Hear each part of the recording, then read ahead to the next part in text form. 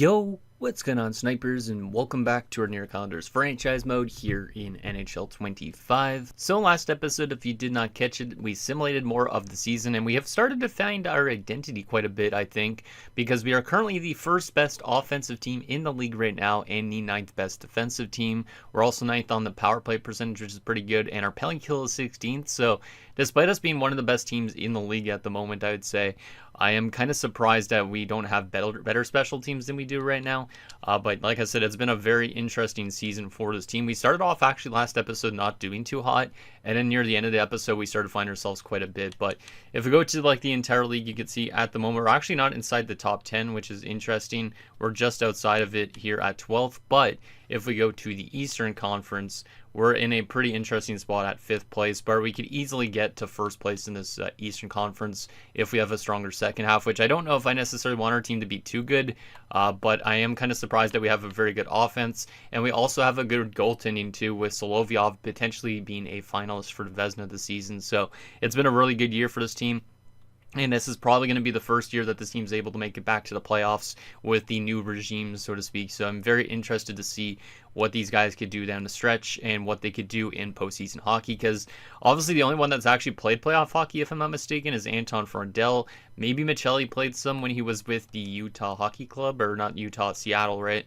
Yeah, he played some when he was with Seattle, but like most of these guys have no experience in the postseason, so it'll be interesting to see what they could do in postseason action, because even Solovyov, for instance, has never played in a playoff game, and he's already 27 years old, so we definitely are kind of flirting with the fact that he's also going to be kind of one of these guys that retire probably within a decade or less, so we got to definitely win the Stanley Cup while we have the chance with him. So it's been a good season, though. There's been some underlining problems, like not too much underlining problems, but for instance, Franzen, who's our backup, hasn't been that kind of guy. He is winning games, but mostly because we have a good team in front of him. But you can see his save percentage has been pretty bad. His goals against have been bad. So maybe he's something we'd look to improve on, is our backup goaltending role. But from an offensive perspective, like, look how good this offensive depth scoring is. Like, we have a lot of guys on 20 plus goals, a lot of guys on 10 plus goals. Like, everybody on the 4 group actually has more than 10 goals, except for Eriksson, which is quite impressive. So a lot of these young guys have been able to find that next step, and that has been absolutely huge for this team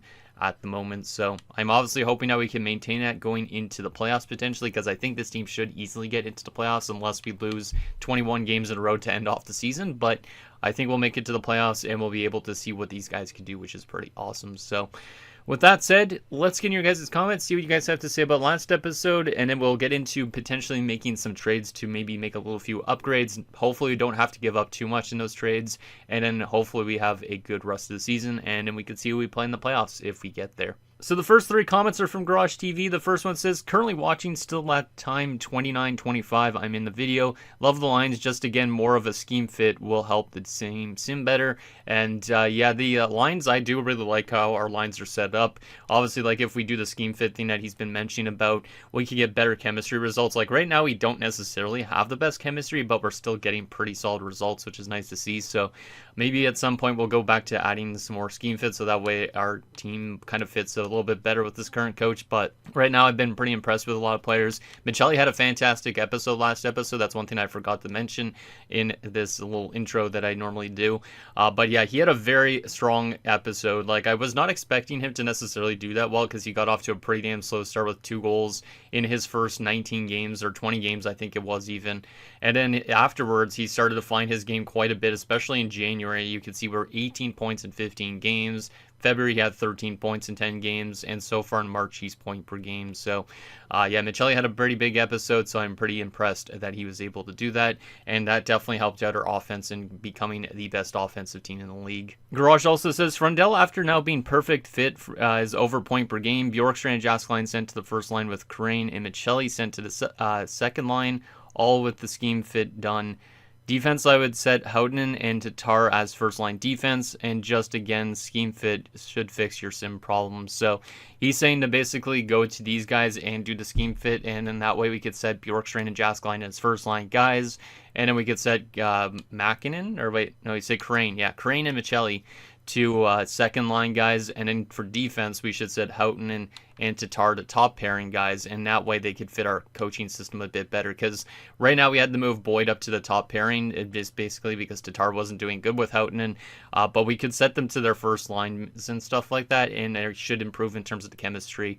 And also you could see like right now, because we did Frondell, his scheme fit is a perfect fit for this coach. So we could do more of that stuff. I'm not too sure if I'll do more in this episode, but maybe as we go through multiple seasons, more seasons of this, we'll try and make it fit better for a coach. Because I don't know if the current head coach is going to be the guy for the long haul or what.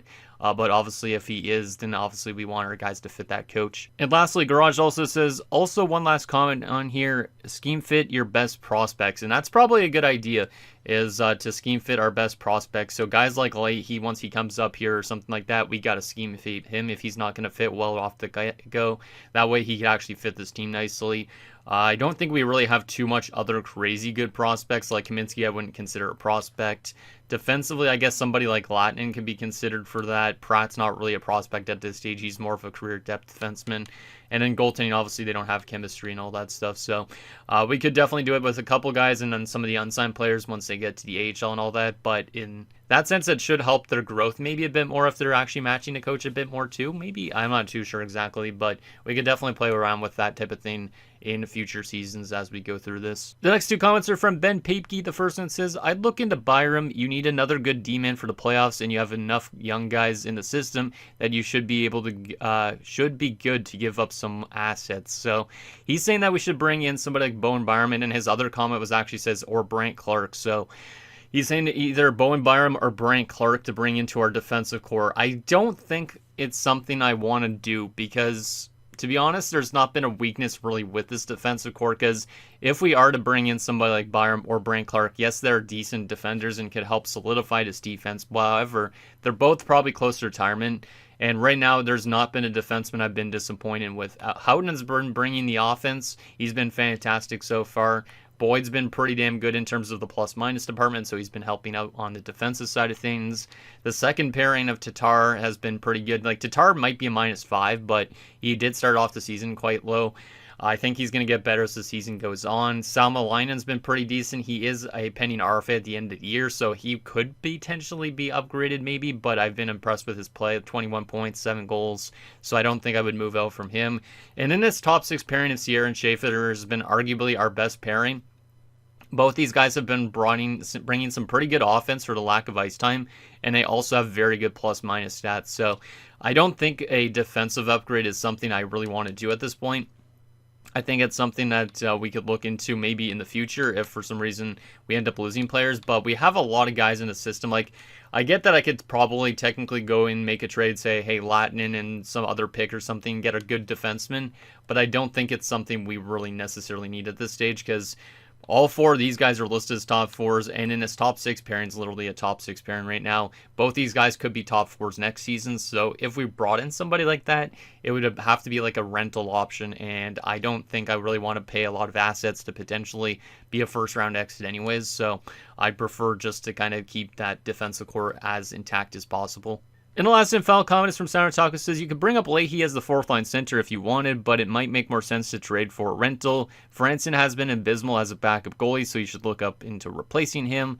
With all the young talent you have in the NHL and AHL, and with Seofield now listed as a second-line forward, I don't see Michelli having a place here after this season. So he thinks Michelli doesn't need an extension, that he could be heading to free agency at the end of the year, even though he did technically have a really good episode, just because Seofiel's listed as a second liner, which is potentially a thing that we could look into. So we might honestly not bring back Michelli, but it really depends on, I guess, how he does in terms of the playoffs and all that when we get into the postseason. But he's saying we should upgrade our backup goaltending spot, and we should find ourselves a 4th line center, because currently Wallace, even though he's been good, he's not actually a centerman, and also his face-off stats are not the best, only at 71. So we might end up looking to basically scratch Wallace, or we could put him on there instead of Nielakainen, and then find ourselves an actual 4th line center to win more face-offs, so that way we're a little bit deeper down the middle. And then he was also saying we should upgrade our backup goaltenders, so we might have to look to trade Franzen for a better goaltender that's been actually simulating well. So That's probably what we're going to look to do in terms of deals in this episode, is maybe find that self a fourth line center and a backup goaltender. I know that on my Discord, shout out to my Discord. You guys should join my Discord if you haven't already. That way you guys could kind of talk to me about random stuff like that, NHL, anything like that. But anyways, aside from that, he was mentioning about, I think, a guy in Calgary for that fourth line center spot in Sugihara. I think he said that was on the block. So we should probably look into him a little bit. He was saying if his face-off centers are battered in Wallace, to potentially go for him. Otherwise, it's not really that important to upgrade that fourth line center spot, I think he said. So let's go to the trading block and see if Sugihara has good face-offs and could be somebody that we could actually bring in as a fourth line center. If, like I said, if he's not that good at face-offs, we will probably just look to upgrade that backup goaltender basically this year. Like, I don't think we need to make any over-the-moon adjustments this year. Obviously, if we have a bad run in the playoffs, if we get there, then we could probably make some adjustments in the offseason. But I think aside from that, I don't think there's going to be anything worth noting. So he was saying this Sugihara guy, which let me remove my face so you guys can kind of see his stats a little bit more in depth here.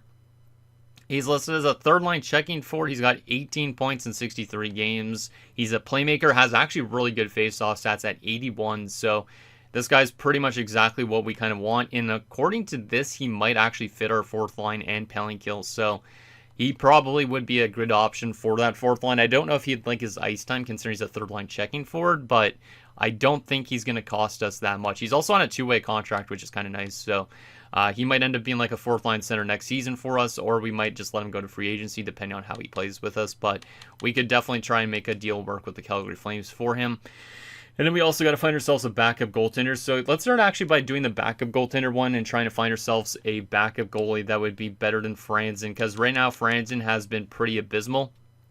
It doesn't matter too much, I guess, how he simulates, but an 879 to me is pretty damn bad, so we will look and see if there's a better backup option out there. Franzen is signed for an extra year, so it is a little bit not great, but we'll see if any team's actually interested in him first and foremost, which right now does not look like a single team wants him, which is not a great sign.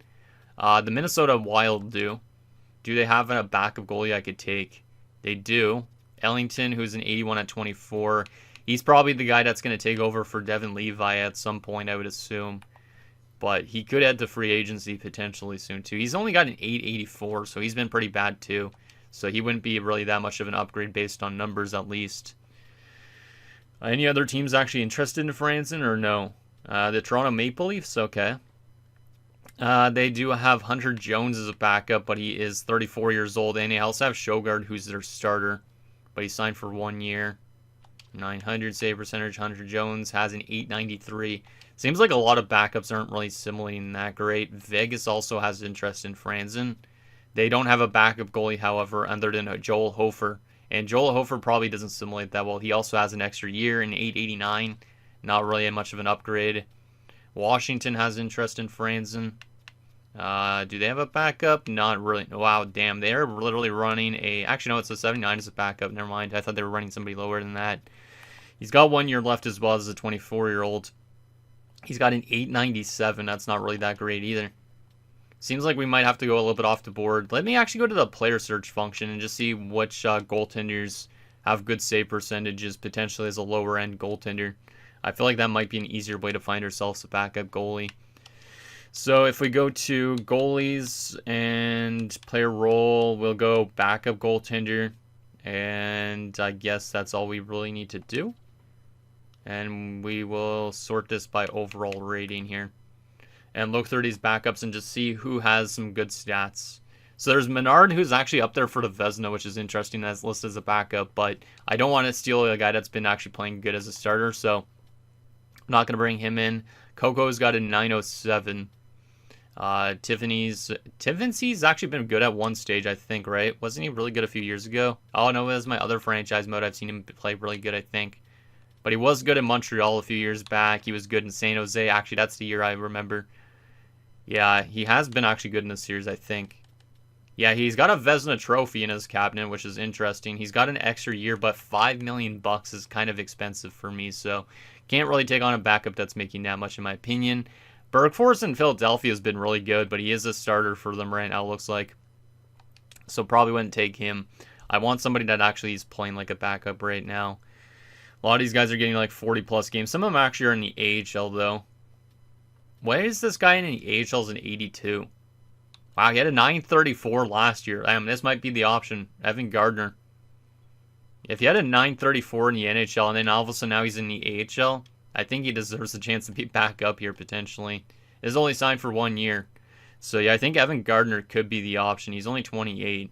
I do like generated guys a little bit more though. So Roman Gudis, actually a 917 in NHL is pretty good. Did play a little bit in the NHL, had a 900.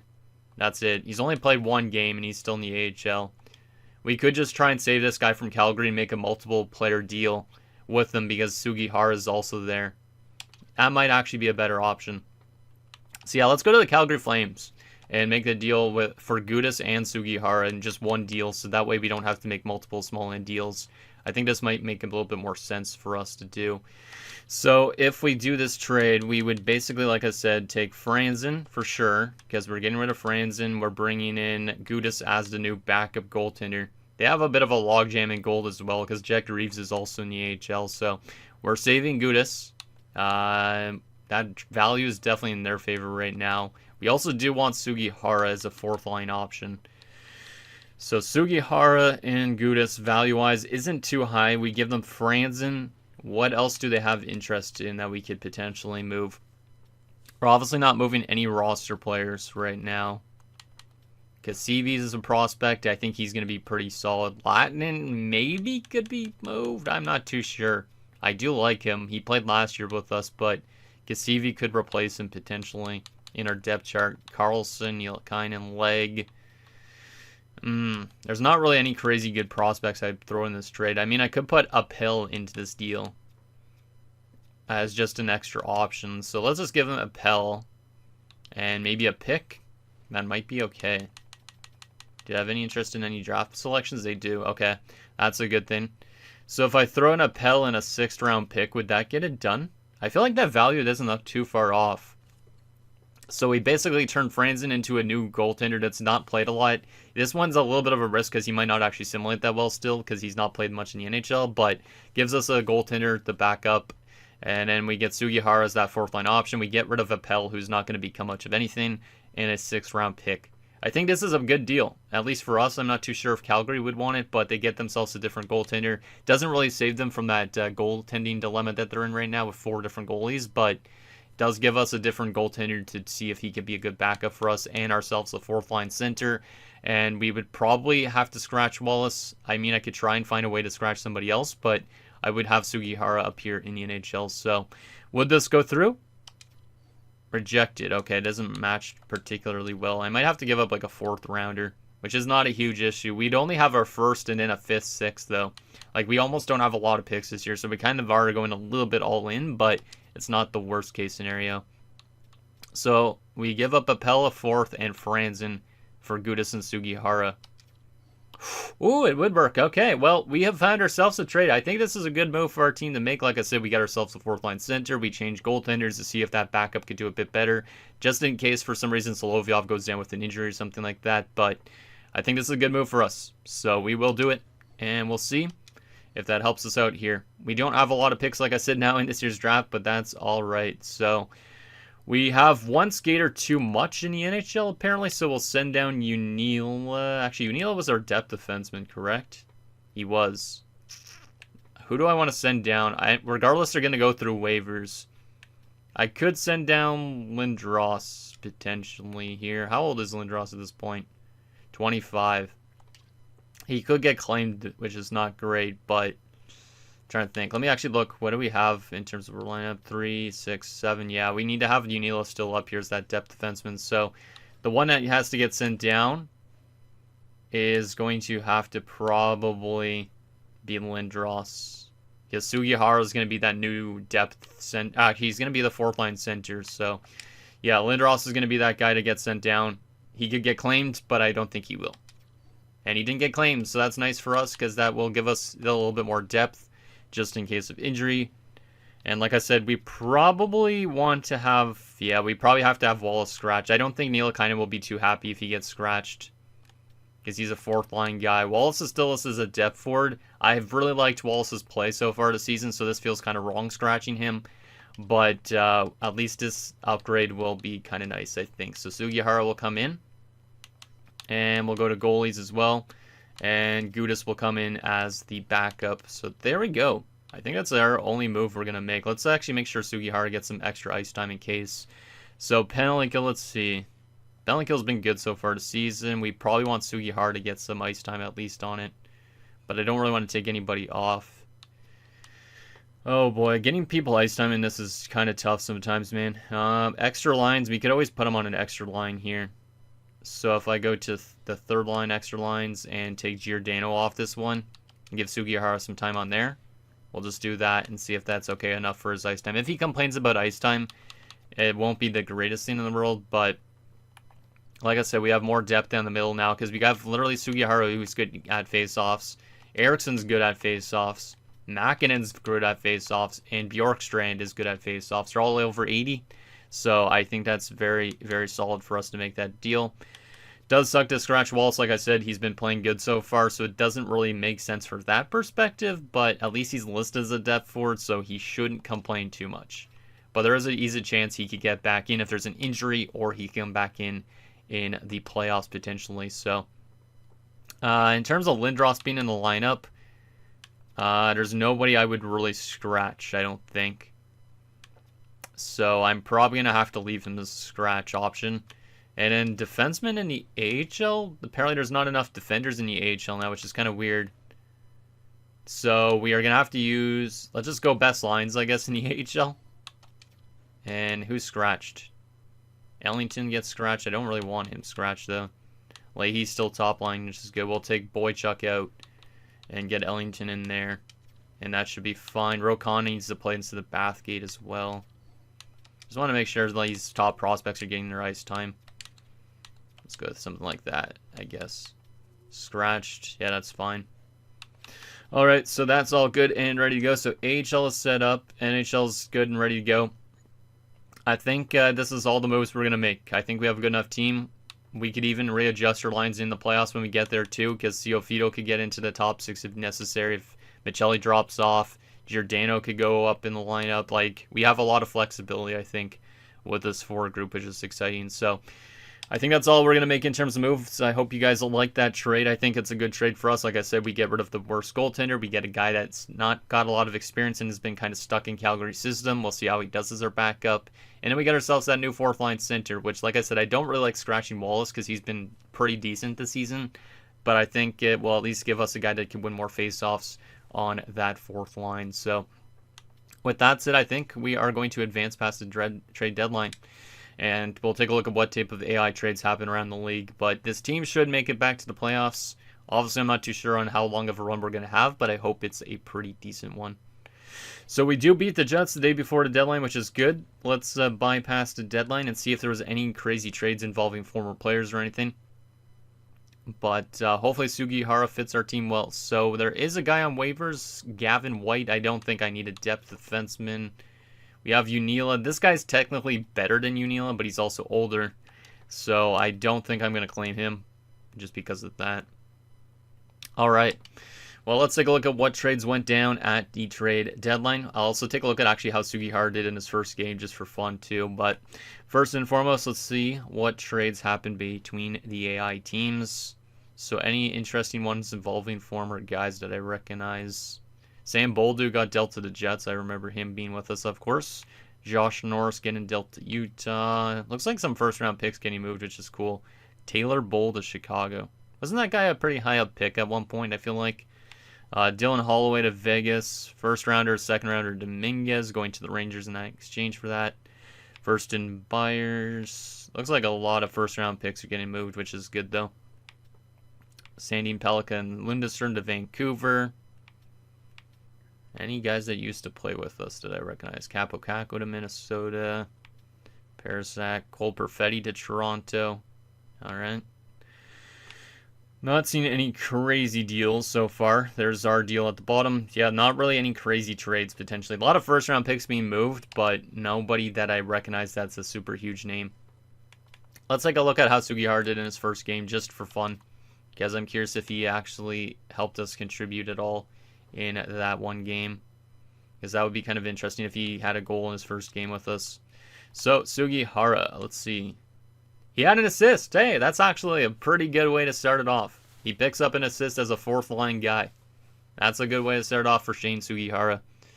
He's going to be getting less ice time with us. No, he's getting actually more ice time per game with us than he was with Calgary. So this guy's not got a lot of experience. This is his rookie season too. So there is a chance maybe this guy could come back again next year.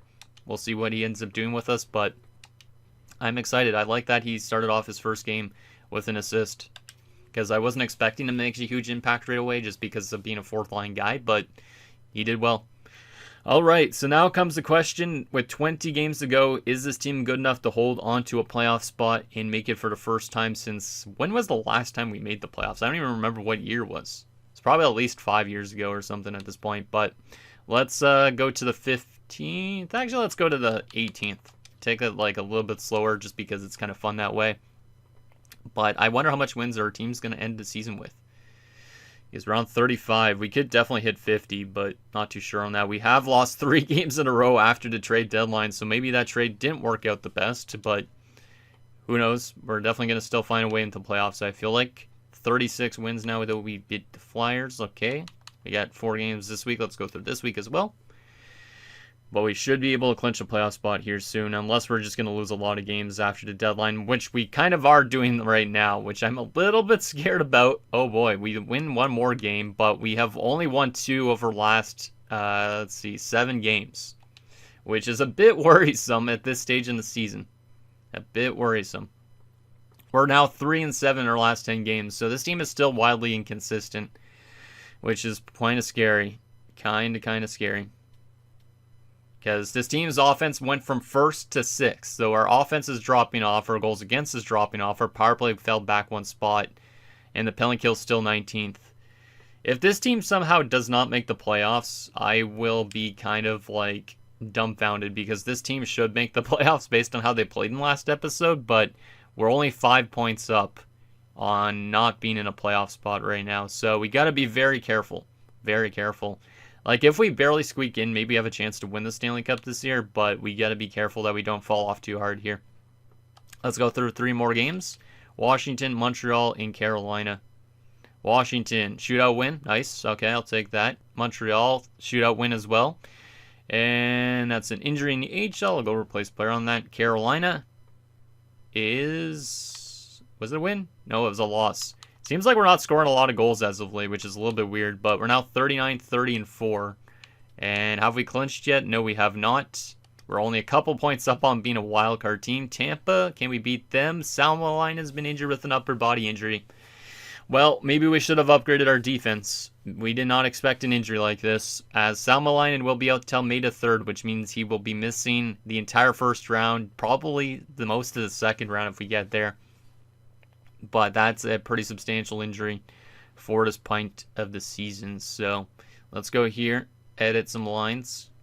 And we'll get, I guess we'll move Sierra up. Schaefer's been actually one of the best defensemen though, so maybe we should move him up. Yeah, let's get Schaefer up with Tatar. And then Sierra could play with Unila. Ooh, why is that -5? That's actually a -5 though, or is it just glitched? It's a -3. Ew. Okay, well that's not going to work. I mean, I could put Unila into the top 4. If I move Sierra up, Schaefer actually works okay with Unila, though, so we'll do something like that. Yeah, that will be better. That way our chemistry doesn't get destroyed.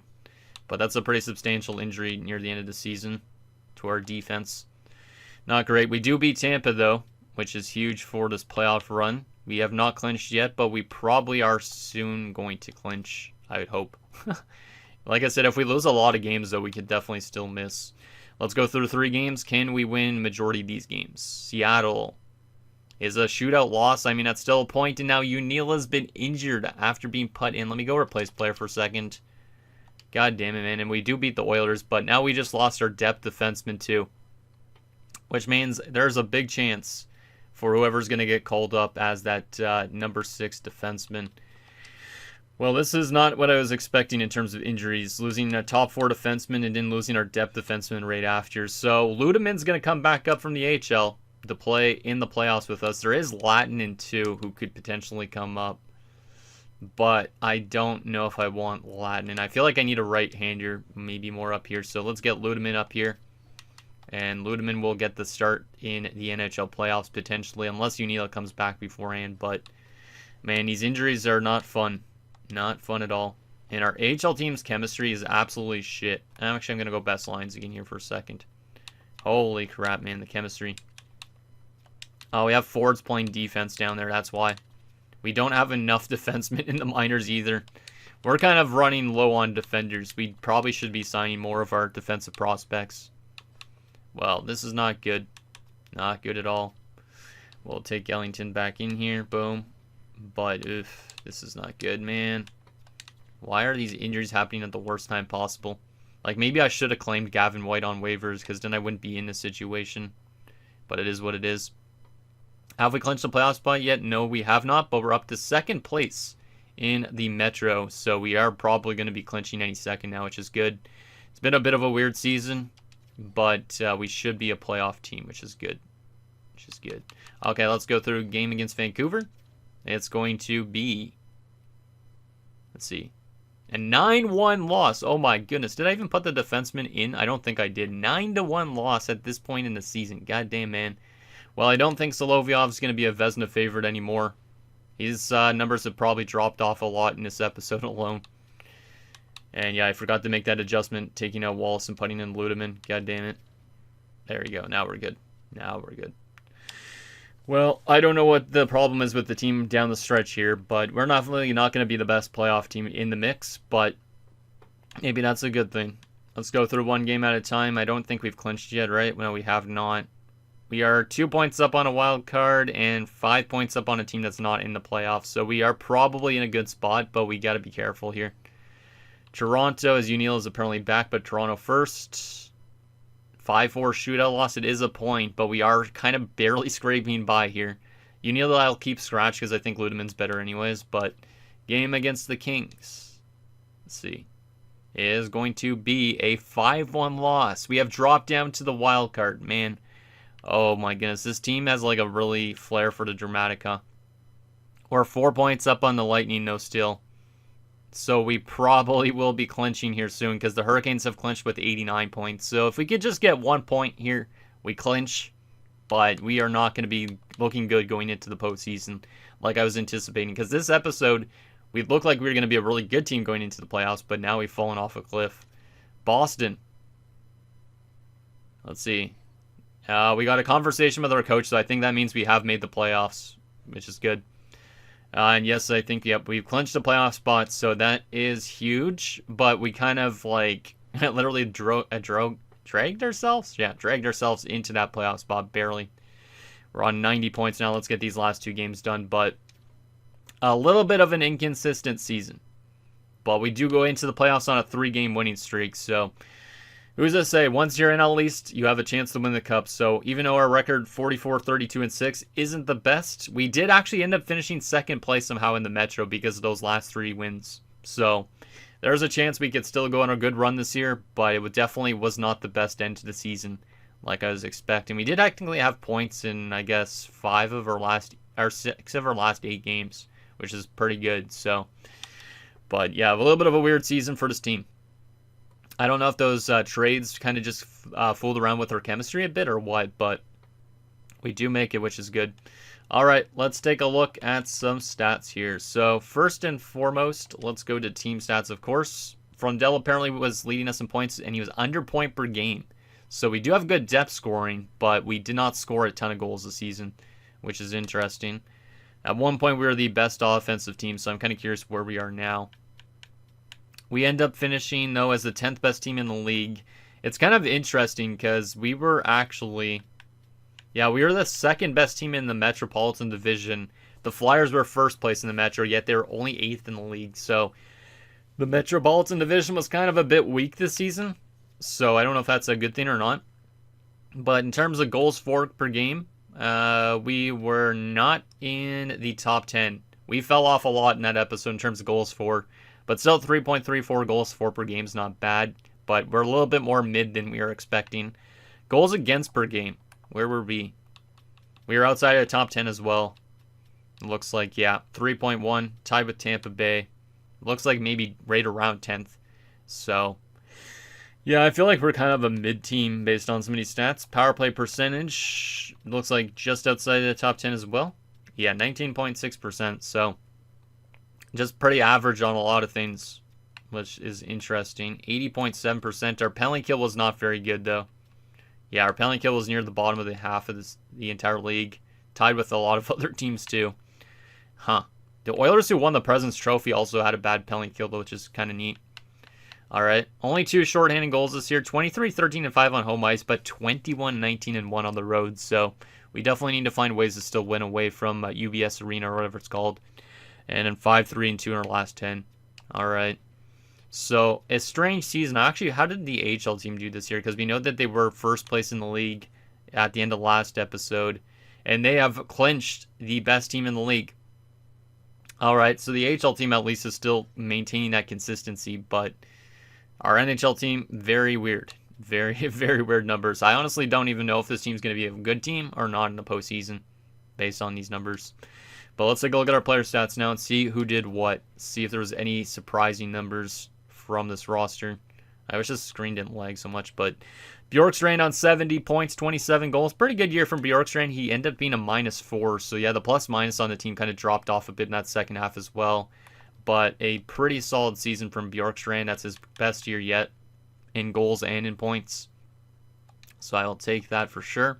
Mäkinen on 61 points. Pretty good year for him, +9. We had Eriksson on 49 points, -4. That's actually a really solid year for Eriksson still offensively. 20 more points than his rookie season.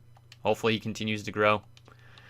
Giordano on 33 points. Pretty solid rookie season for him, I think. Or is it his second season? I always forget. First season for him. Yeah, solid numbers from that. Sugihara, now, how did he fit with our team? -4, only 4 points in 21 games. So he had an assist in his first game with us. Afterwards was not that great. So averaged only actually 7 minutes of ice time a game. So his ice time went down way completely after that first game. Did have good face-off numbers, which is nice. But maybe we think about putting Wallace back in that spot. And then Sugihara could be a depth option instead for us. I'm not too sure, but he didn't really do too much other than win face-offs for that fourth line, it seems like. From a left-wing perspective, Frundell on 78 points. Solid year from Anton Frundell. Kind of returning to form a little bit. That is not a career high in points, but his best total in a few years, actually. His best since 2031.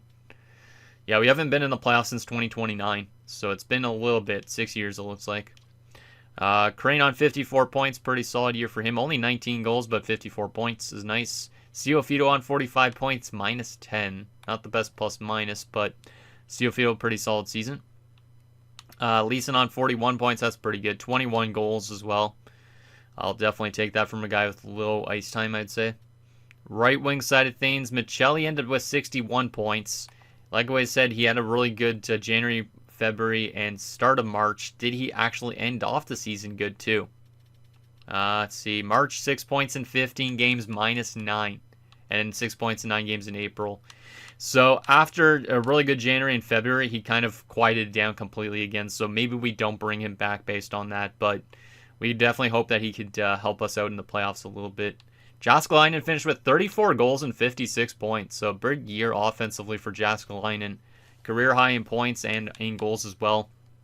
Since joining us, he's definitely become a better goal scorer as well. So I do like that from Jääskeläinen. He is going to be a free agent at the end of next season. So we got to think if we want to continue holding him on is our top 6 right winger. Nielikainen, 25 points as a rookie, is pretty solid. And Wallace played only 62 games but had 21 points and was +13. So that's where I'm thinking maybe we put him back in as that fourth line center because he actually assimilated pretty good down there. Meanwhile, Sugihara didn't really do that well. From a defensive standpoint, Houghton finished with 56 points and a -5. So Houghton dropped off offensively quite a bit at the end of the season, I think. Because I'm pretty sure he was right around that at the start of this episode. So let's see. Yeah, after he was doing really good, in March he only had 3 assists and was -9 in 15 games. Like, our team must have taken it off offensively in March. Like, we just did not do anything. 3 assists for an offensive defenseman's atrocious, and a -9. And then he was actually good in April, 6 points in 9 games. So March was definitely just a really rough month for this team. And I think that's what set us back a bit at the start of this episode. Schaefer, a great rookie season. I don't think he had any points down the stretch, though. At least I don't think. Let's see. 3 points, 15 games, only 1 assist in 9 games in April. Yeah, his numbers kind of dropped off a bit, but still plus 21. Fantastic season for him. Sal Malainen missed the last 12 games. Maybe that hurt us more than we thought, the Sal Malainen injury too. But 22 points, 13 games. Tatar, 20 points, -6. We had Sierra, 19 points, plus 12. Boyd, 8 points, plus 1. Ludeman, 3 points, 8 games, not -1 only. That's not bad. Yanila had an assist in 3 games, plus 1. But yeah, Sal Malainen injury is going to hurt us in the playoffs a little bit, I feel like, because he's pretty good defensively. And then from a goaltending perspective, Solovyov ended up ending the season off on a 9-12. So I don't think he's going to be a Vezina finalist now, but his numbers were bouncing around a lot during the season, but is what it is. And then Gudas is our backup. We brought him in. He had no NHL experience, really. He posted an 860 through 4 games. So our backup goaltender still seems to be always our worst goaltender. Because Franzen was doing okay here. By comparison, I'd say the Gudas. Maybe we should have just kept everything the same. I honestly don't know. But at least we made it into the playoffs, and that's all that really matters. Now we just got to find a way to win 16 games before we get 4 losses. Let's see. Entire league. Okay, so Elias led in points, 123 points. McDavid, 119. Everybody else was 110 and below. Best goal scorer of the season was Connor Bedard with 60. Him and Connor McDavid, actually. So both Connors will tie for the Maurice Richard. Interesting. Best defenseman for points. Quinn Hughes with 84 points, leading the Canucks. And you had Adam Fox up there, Rasmus Dahlin. And yeah, Houghton dropped off a little bit, but he is still a top 10 defenseman in points in the league. But I was definitely expecting him to have a much better episode offensively. From a goaltending perspective, the best goalie in terms of wins was Kolzig in Vancouver, still like he was early in last episode, I think. Most shutouts was Akira Schmid and Devin Levi. Best save percentage by a starter is going to be Akira Schmid with a 914. Through 64 games. So probably Akira Schmid's still a Vezina favorite. Maybe Solovyov still is a Vezina favorite. Ooh, Solovyov had the best goals against average amongst starters, and then you have Akira Schmid. So maybe there's still a chance, but the wins, I think, they're going to give it to Akira Schmid. But Solovyov definitely could still be a finalist for the Vezina of the season, which is kind of cool, because I thought our numbers dropped off a lot in the second half, but maybe not. Most assists by a goalie was Akira Schmid with 4. Yeah, I feel like it's Akira Schmid's Vezina, but could be wrong. Best rookie this season was Darren Bates in Ottawa, 54 points. Arkhipov at 46. Westcott was leading at the last episode, but not anymore. And then we had some rookies up there as well. Giordano, of course. And then our young defenseman up there as well. I think Neil Kinan's there. Schaefer's up there. I think Schaefer was the best rookie defenseman still, right? Looks like it to me. Which is kind of nice. So, some good rookie representation. All right. Let me actually take a look at the AHL as well for fun, just because I'm curious on what our AHL team did in terms of point production. Like, should Leahy come up for the playoffs potentially? Leahy had 62 points. Kaminsky had 64. Leahy's an 80 overall now. I don't know if that's statistical growth, but that's huge. That is huge. I'm excited to see what he's like in the NHL. I know he doesn't have the best offensive awareness yet, but he's got 95 passing. So if we put him next to a good shooter, then I think he could produce on a pretty good level. But looks like the AHL team absolutely crushed it. Great plus minuses. Some solid depth scoring too, which is nice to see. So like to see that. And then from a goaltending perspective and defensive standpoint, Pratt had 45 points. Lattinen had 37. Like I said, Lattinen probably should be back on our defensive core next season or come up in the playoffs at some point.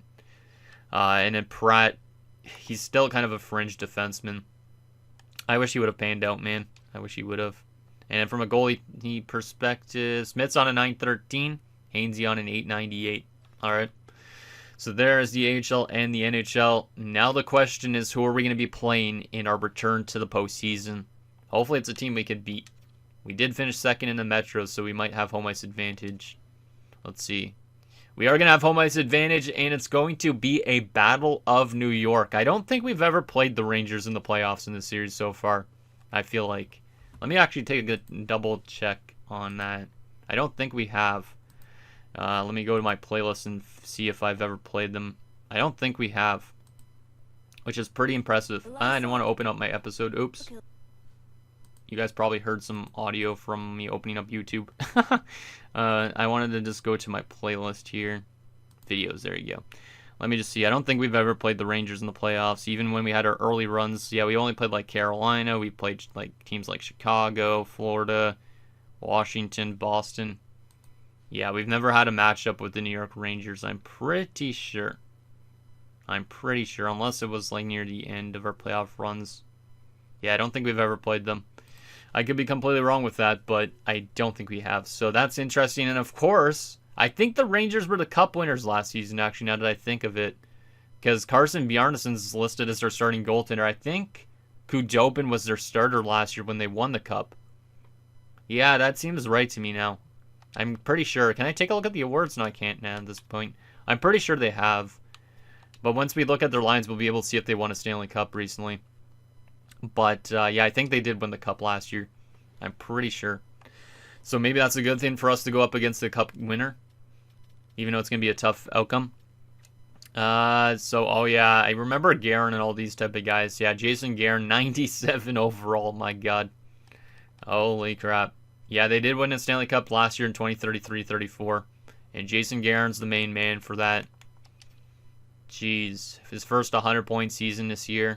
Playoffs, he's been a crazy good guy. He's almost up to 100 career playoff points already, and he's played 73 games. So, wow. Okay, so he's playing with Newhook and Lafreniere, so Lafreniere's still there. Second line has Chase Stillman, Antoine Desrosiers, and Stefan Johansson. Kind of a weak second line to have behind that top line, but still decent enough. Kirill Zhikov. So Zhikov, who we let go, who was on our fourth line, decided he didn't want to leave too far away and signed with the Rangers. 28 points this year, of course. So, of course, we're running into another former player here in this first round. So, shout out to Kirill Zhikov. They also do have Barrett Hayton and Alex Chernik. Fourth line has Ezra Gray and Cole Reshny and Jay Barnes. So, I must have a bit of a cap problem because that first line is good, but the depth on this team, it isn't terrible, but technically, like, this second line is more of a third line. This third line is more of a fourth line, in my opinion, and this line's kind of like a more of a depth forward line. So they must be paying a lot to some defenders, likely. And yeah, Adam Fox is still getting paid, but William Trudeau is a top 2 defenseman on this team. That's not that very strong then. Trudeau and Fox, how much is Fox getting paid? 13.195, so he's making a ton of money at the age of 37, but he is really solid offensively, so it makes sense. They also have Terrell Bachman, Jackson Smith, Stian Solberg, not Stolberg, and then there's Elias Pettersson, defenseman. Alright. I don't see a lot of guys making a ton, though, on this team. Like, Guerin must be making like 20 plus million, right? $10 million for 4 more years, and then he would be an actual UFA. So I wonder how much they're going to pay after that. Newhook must be making a lot. 8.5 Lafreniere, what about you? 12.96, and then he's a pending free agent, but he's already got that no movement in his extension. Yeah, right now I'm not seeing a huge cap player, which is weird. And then there's their goaltender, Carson Bjarnason, and Igor Shesterkin decided to return to the New York Rangers because he did leave them. And he was a free agent last year, and I was debating about bringing him in as our backup option, but he returned to the New York Rangers after some time in Chicago. So, Shesterkin, how much is he making? 2.39. Bjarnason, who used to be our backup goaltender for a little tiny bit, how much is he getting paid? 1.46. I still don't see why this team is a little bit weak in the depth. It must be just have like an internal cap or something, because this team is probably got a lot of cap space, in my opinion. Their depth options, Brennan Panaye, who's a depth goaltender. So that's kind of weird. Was a former 7th round pick of the Canucks. And he's medium elite 78 overall at 21. That's pretty crazy. Wow. So why did Vancouver trade him away to the New York Rangers? He actually started this year off in Vancouver. Oh, we did see him involved in a trade, I think, at the deadline, but I can't remember what it was for. But this guy's actually going to be a really good goaltender, and maybe their starter next season. They also do have Dale Scrimes as a depth option, and Malik Arneson. So some younger depth options.